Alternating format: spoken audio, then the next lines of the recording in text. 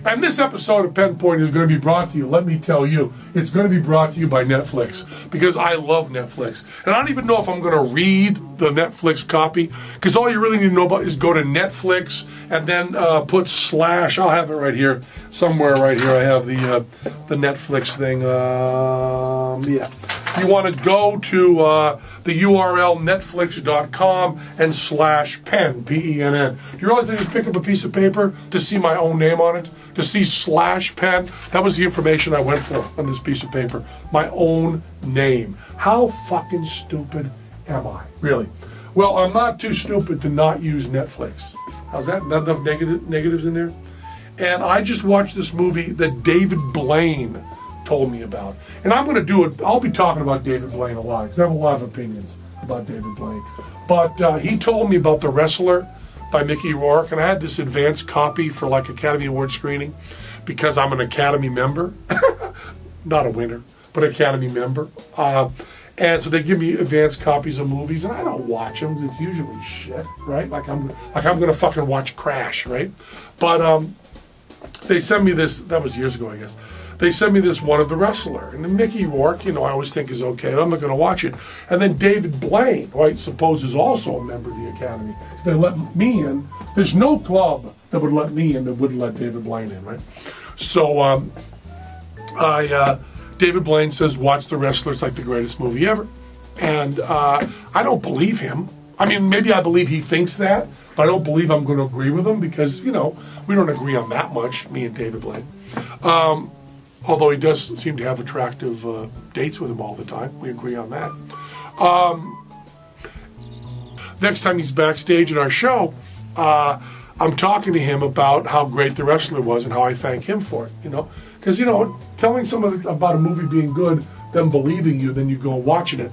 So he tells me the most amazing movie is this movie called My Best Fiend, which I hate the title of. It's a cheap pun and I don't like it. It's just jive. But it turns out it's German, and it's really called Mein Liebster Fiend, which translates more literally to My Dearest Enemy. And I'm not sure if friend and fiend are a pun in German. I don't know. But I don't like the fact it's a cheap pun. But it is Werner Herzog doing a movie about Klaus Kinski. And the movie is really brilliant. And Werner Herzog is aware of this. It's not like you feel when you're watching it like you're seeing through it and he doesn't know. But when you think about what a great filmmaker he is, he knows. He's talking about how incredibly crazy Klaus Kinski is, which is not a hard case to make. I mean, he's crazier than a shithouse rat. There's no doubt about that. And I love watching him. I mean, with the Nosferatu, when they just like paste points on his teeth, and he goes in, but when he's biting the necks of the women as a vampire in Nosferatu, he has his hand on her tit while he's biting her neck. And vampires are totally like a classic chick flick. They're never scary. They're never good. I don't like vampire movies at all. But when Klaus Kinski has her fighting teeth and he's acting like a crazy motherfucker and he's grabbing her tit while he's biting her neck, I'm okay with all of that. But it's a monologue, and it's a monologue in German, and you have to read subtitles or no German. And which one of those is easier?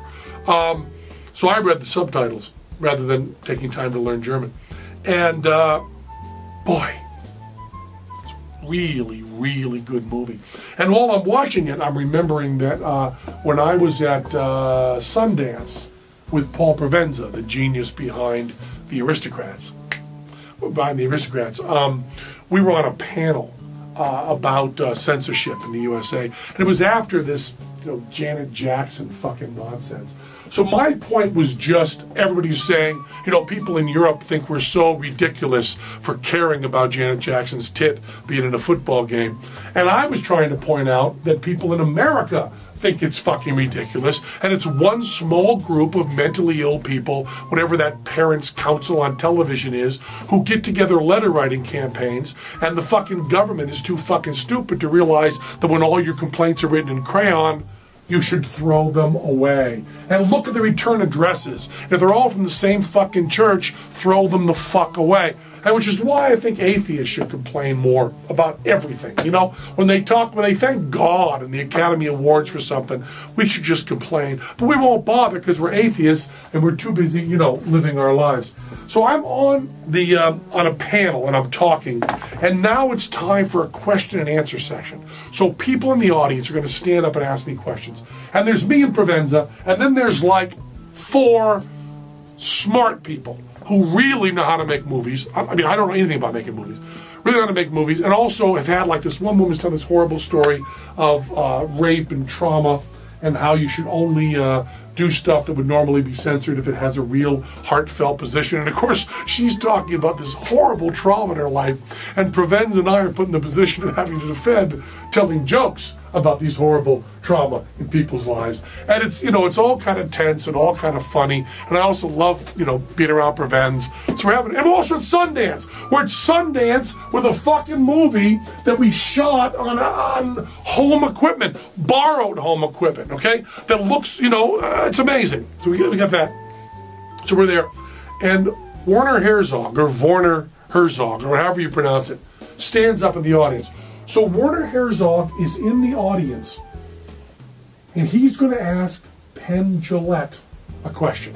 So Werner Herzog has raised his hand to ask Penn Jillette a question about movies.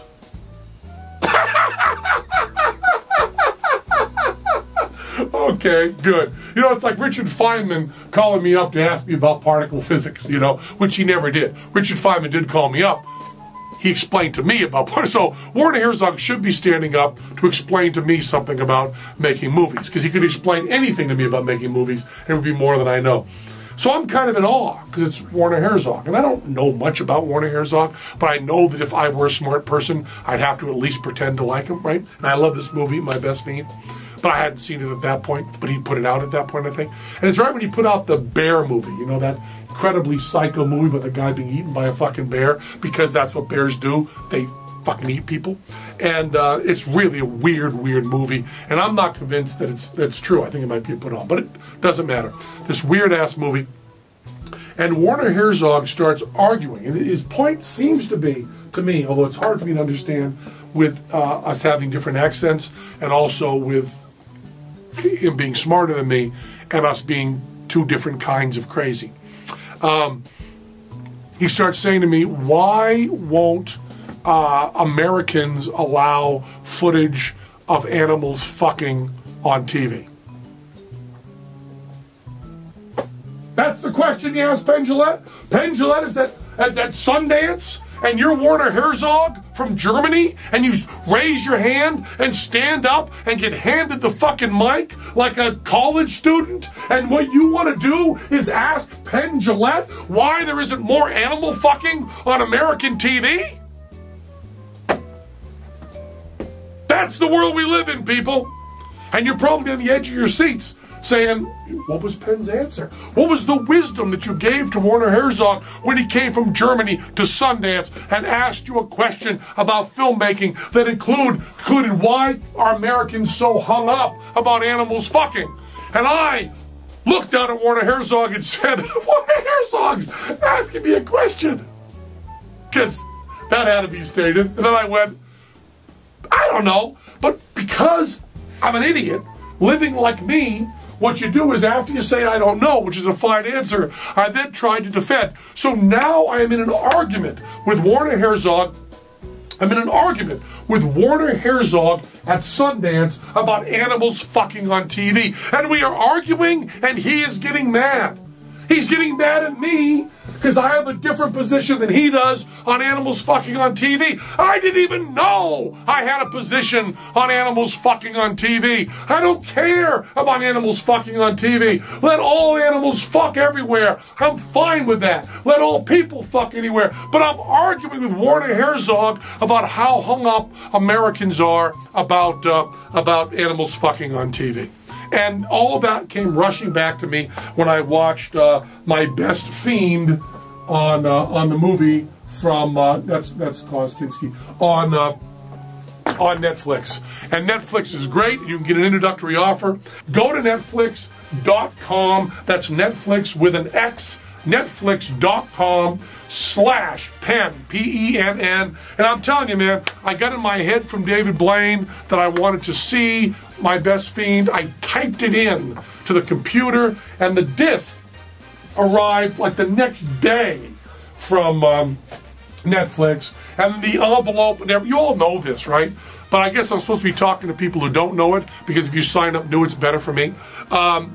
The envelope comes with everything. It's just great. Watch My Best Fiend, which is a terrible name. Baby's better in German. And think about Werner Herzog arguing with Penn Jillette at Sundance with a panel of brilliant people sitting beside Penn Jillette about animals fucking on TV. I'll just lay it on you. That's not Teller. And she rears up to full and does like this head wag and goes, "Oh, yes, it is." And one of them said the most beautiful thing. He said he was arguing with his father, and his father said, you know, "Are you going to be happier as an atheist?" And he said, "You know, Dad, happy doesn't matter. It's the truth."